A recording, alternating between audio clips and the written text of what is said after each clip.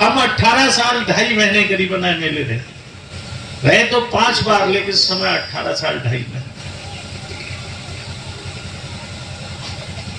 ना बरसिया में स्कूल था, गौरिया तो छोटा सा गांव था, मरगापुर में नहीं था, धिमरी में नहीं था, अड़ोस पड़ोस में प्राइमरी स्कूल तक कोई नहीं था, जूनियर हाई स्कूल तो बहुत दूर की बात। बहुआ में होगा एक, वो भी प्राइवेट चलता था।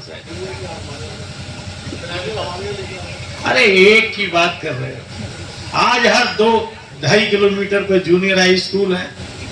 प्राइमरी स्कूल तो कोई गौटिया ऐसी बता दो, इतने लोग बैठे हो जहां ना हो। कोई ऐसा गांव बताओ जिसमें सड़क ना हो। सड़कों का अनुमान, इधर कोई कुछ कह रहा था, सड़कों का तो अनुमान ही नहीं कर सकते कि क्या 1000 किलोमीटर सड़क इस नवाबगंज में पूरी, कितने 1000 किलोमीटर। जुबेदा के पीछे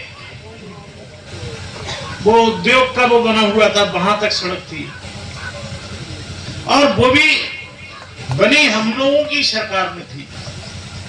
तो साथियों, जहां काम की बात है, आप चले जाओ अलैया टांडा में इंटर कॉलेज है, बरसिया में सरकारी नहीं बना तो प्राइवेट सेक्टर में हायर सेकेंडरी स्कूल खोल दिया था। मुन्ना जी से हमने की बात, खोलो, बहुत जरूरत है। बच्चे कहां पढ़ने जाए, भूटा जाते थे। मेरे हायर सेकेंडरी स्कूल है, जो जागीर में हायर सेकेंडरी स्कूल है। बैठे पुरुषोत्तम जी, इनके गांव में मोहम्मदपुर में स्कूल है।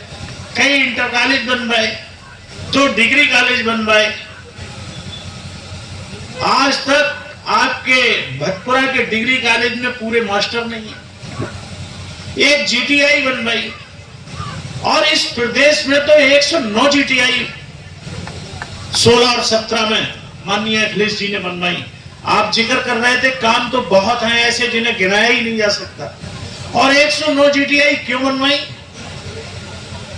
इसलिए गरीब का बेटा, मात्र फीस थी 6000 रुपए साल, 18,000 रुपए में जीटीआई हो जाती थी। गरीब का बेटा जूनियर इंजीनियर बन जाए, और व्यवस्था करने जा रहे थे, सरकार नहीं बनी कि इन लोगों को बाहर भेजने की व्यवस्था, इन जूनियर इंजीनियरों को विदेशों भेजने की व्यवस्था थी। माननीय अखिलेश यादव जी की मेरी स्वयं बात हुई थी। मैं एक बार, मुझे उनने एक देश में भेजा, वहां बहुत सारे नौजवान एयरपोर्ट पर बैठे हुए थे, लग रहे थे ये हिंदुस्तानी है। मतलब दर्द कि इतने लड़के क्यों? हम गए, उनसे पूछा कहाँ रहते हो, कौन से देश में रहते हो? बोले हिंदुस्तान में। हमने, और हिंदुस्तान में भी सबसे ज्यादा उत्तर प्रदेश के थे। वो दलाल के माध्यम से विदेश में नौकरी करने गए, पासपोर्ट जब्त ले लिया, और उन्हें जंगल में कराची खेती किसानी के लिए भेज दिया। 2 साल से ना तो घर परिवार की उन्हें कोई खबर थी, और ना उनकी घर परिवार को खबर थी।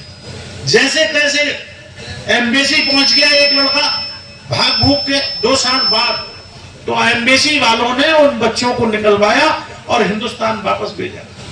ये जो पीड़ा सुनी, लौट के आया कि अध्यक्ष जी से, यानी राष्ट्रीय अध्यक्ष जी अखिलेश जी से जिक्र किया।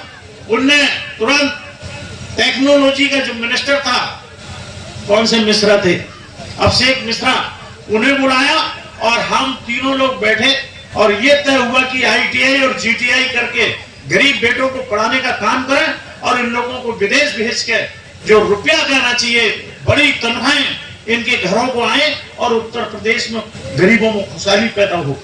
109 जीटीआई बनवाई, और आज 10 साल बीतने के बाद सेठल की जीटीआई क्या चल रही है? उधर से निकलते होगे, चालू नहीं की एक भी जीटीआई। 109 जीटीआई में एक जीटीआई की लागत केवल बिल्डिंग की 35.5 करोड़ रुपए। लेकिन कहीं दर्द नहीं। आप लोग ये नहीं समझ पा रहे होंगे कि ये क्यों चालू नहीं हुई। भटपुरा का डिग्री कॉलेज क्यों पूरी गति से नहीं चल रहा है? 56 स्कूल क्यों बंद कर दिए? 156 प्राइमरी स्कूल बंद कर दिए इस नवाबगंज भटपुरा के अंदर। क्यों? क्या 4 साल के बेटे का जब एडमिशन कराने, क्या 3 किलोमीटर एडमिशन तो हो जाएगा, लेकिन क्या उसका पिता या उसके घर परिवार का कोई भी व्यक्ति रोज साल भर में उसे छोड़ने जा सकता है? पड़ेगा ही नहीं। और ये इनकी सोच क्या है कि गांव के लोगों को, गरीब लोगों को, पिछड़े और दलित लोगों को, मुसलमानों को पढ़ने लिखने मत दो। अगर ये लोग पढ़ लिख गए तो बराबरी करेंगे, अगर इनकी हैसियत बढ़ गई, मालदार हो गए तो बराबरी करेंगे।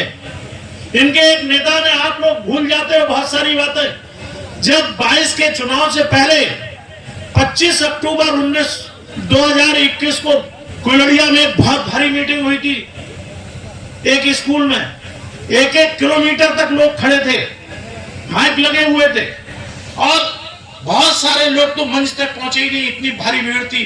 25 अक्टूबर 2021 को मैंने एक बात कही थी, अगर याद हो कुछ लोगों को, मैंने कहा था कि मैंने इनकी पुस्तकें पढ़ी है, इन आरएसएस के लोगों की। एक जो आरएसएस का सबसे बड़ा नेता है, 33 साल हिंदुस्तान का सरसंघ चालक रहा, उसने अपनी एक पुस्तक में लिखा है, यदि कभी सत्ता हाथ लगे तो देश की धन संपत्ति, जंगल और जमीन, बड़े बड़े प्रतिष्ठान यानी फैक्ट्रियां अपने 8-10 निजी विश्वसनीय धनियों को सौंप दो और देश की 95% जनता को गरीब बना दो। 7 जन्मों तक सरकार चलेगी। साथियों, वजह क्या है कि धान का रेट 2174 रुपए और धान बिका दिया 1500-1600 रुपए। गेहूं रेट पे नहीं बिक रहा है, 2600 कुछ रुपए गेहूं का रेट। क्या बिक गया किसी का 2600 कुछ रुपए गेहूं का रेट? गन्ने में 10 साल के अंदर कुल 50 रुपए बढ़ाने का काम किया 10 साल के अंदर इस सरकार ने। और पहले की सरकार, चाहे बसपा की रही हो, चाहे कांग्रेस की रही हो, वो सपा की रही हो या बसपा की रही हो, हर साल 10-20 रुपए बढ़ाते थे। एक बार 40 रुपए का डिफर देने का काम अखिलेश यादव ने किया। फैक्ट्री चलाने वालों ने मना कर दिया, रेट बढ़ा दिया, तो बोले तुम फैक्ट्री चलाओ, हम उत्तर प्रदेश सरकार के खजाने से किसानों को 40 रुपए क्विंटल के हिसाब देंगे। क्या दिया नहीं दिया डिफर का पैसा? बहन मायावती जी ने एक बार 40 रुपए इकट्ठे बढ़ाए थे।